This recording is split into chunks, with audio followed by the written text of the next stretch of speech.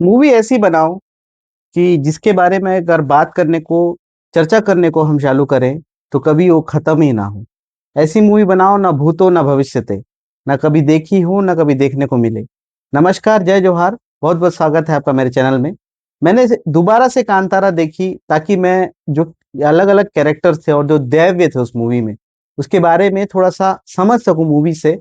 और मूवी के अलावा बाहरी जो उसकी स्टडी है वो मैं कर सकूं, और आप तक मैं ये बात रख सकूं कि ये कैरेक्टर थे जो कि अ, ऐसे रूप में थे, ऐसे वेश में थे, हमको देखने को मिले, वो मैं आपको बता सकूं। अगर आप ये मूवी कांतारा जो है देखने जाने वाले हैं थिएटर्स में या फिर ओटीटी में देखने वाले हैं, तो आप इस वीडियो को यहीं पर छोड़ दें।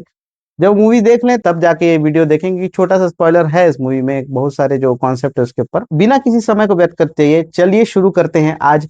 कांतारा के सभी देवों से आपकी मुलाकात कराते हैं, जिसमें सबसे पहले हम कैरेक्टर से चालू करेंगे, फिर देव्स में आएंगे। तो कैरेक्टर में एक कैरेक्टर थे हमारे ये भाई साहब, जिनको कई लोग ने कहा नंदी है, कई लोगों ने कहा ब्रह्म राक्षस। अब इनके बारे में मैं बता दूं स्पष्ट, तो ये ब्रह्म राक्षस ही है, क्योंकि जब चेन्ना जो है, जो एक रामपा का जो पूर्वज दिखाया गया है, चेन्ना, वो चेन्ना को जब बेर में अपने साथ शहर की ओर ला रहे होते हैं, बांगरा की ओर, तो एक कहानी सुनाई जाती है जिसमें एक रानी इसी ब्रह्म राक्षस को एक बाल सीधा करने को दी होती है। और हम मूवी के सीन में देखते भी हैं कि वो ये बाल सीधा करते रहता है जब बेरमे उस गड्ढे में उतरता है, जिस गड्ढे से बेरमे को अपार शक्ति मिलती है सारी दिग्बंधन को तोड़ने के लिए। उसके बाद एक और इम्पोर्टेंट कैरेक्टर की बात करें, हालांकि एक जानवर है ये, लेकिन इसको लटकन लंगूर के नाम से दिया गया, जिसकी आंसू से कडप्पा जनजाति के लोग एक दिग्बंधन करते हैं दैव्य को। ये जो लंगूर है ना, ये हमारे इंडिया में पाया जाता है कि नहीं, पहले इस बात पे बात करते हैं। तो हाँ, ये हमारे इंडिया में पाया जाता है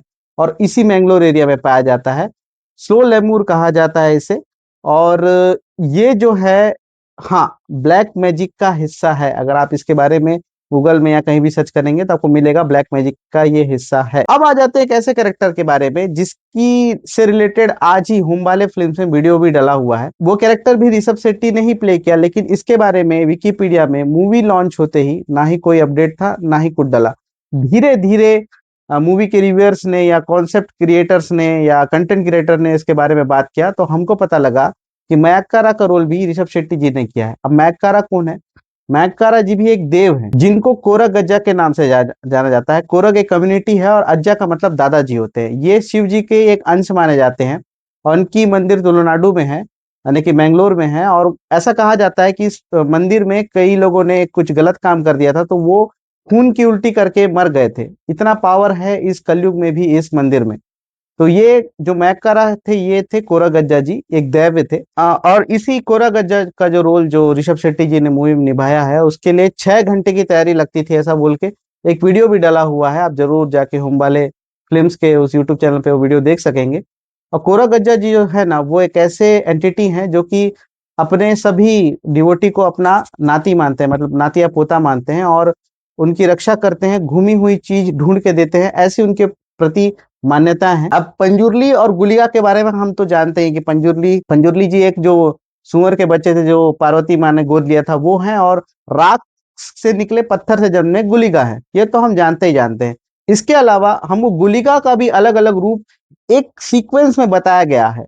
अगर आप ध्यान से वो सीन याद करेंगे जहां पे बेर में पहली बार गुलिका जी का अंश अपने अंदर लेते हैं, तो वो जो सीन है उसमें जैसा बताया गया है कि रुद्र गुलिगा, राहु गुलिगा, ऐसे करके अलग अलग रूप बताया गया। उसके साथ साथ गुलिगा जी के इस रूप के ऊपर मूवी बनाना पड़ा ना, तो अलग से कॉन्सेप्ट बन जाएगा इसके ऊपर।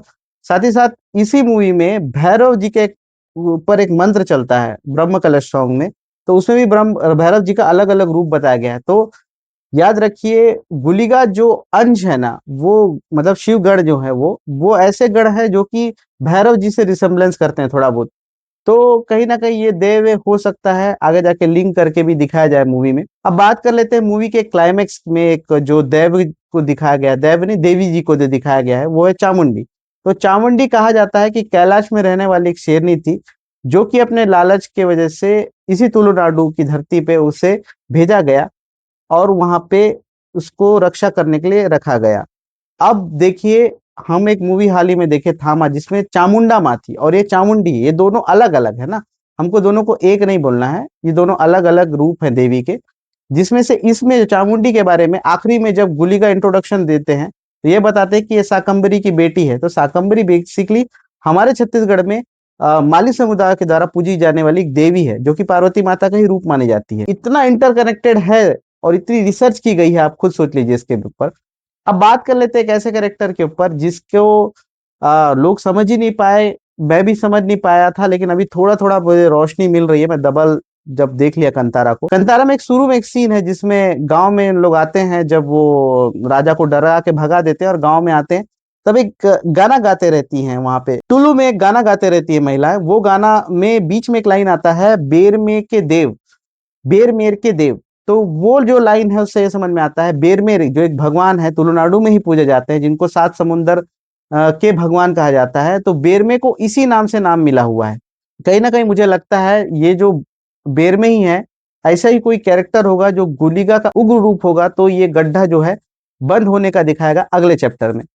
तो इन सारे कैरेक्टर्स के बारे में आपको इस मूवी में बताया गया है। इस मूवी को आप जब भी ओटीटी में देखेंगे या किसी और प्लेटफॉर्म में देखेंगे, कि अब समय आ चुका है कि ओटीटी में जल्द से जल्द आ जाएगा। इस मूवी जो मेहनत की गई है वो डिजर्व करती है 100% लव और अफेक्शन। कांतारा नहीं, ऐसी कोई भी मूवी जो कि 100% रिसर्च और अच्छे से बनाएगी हो, उसको लोगों का प्यार मिलना ही चाहिए, और उसके कॉन्सेप्ट पे बार बार बात होते रहनी चाहिए। जो कॉन्सेप्ट हमारे माइथोलॉजी नहीं कहना चाहिए, एंशियंट इंडियन हिस्ट्री से जुड़ी हुई है, इसको आप माइथोलॉजी बिल्कुल मत मानिए, एंशियंट इंडियन हिस्ट्री से जुड़ी हुई है, तो उसको हमको जरूर अप्रिशिएट करनी चाहिए। मिलते हैं तब तक अगले वीडियो में।